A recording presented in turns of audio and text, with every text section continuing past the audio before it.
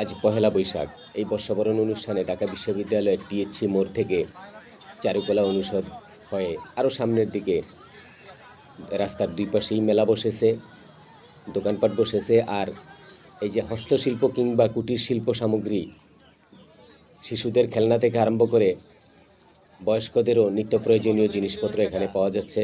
এই যে ফুলের ভ্যান তৈরি করে বিক্রি করা হচ্ছে, আরও অনেক কিছু, যেটা আমি বললাম যে হস্তশিল্প পণ্য এখানে পাওয়া যায়।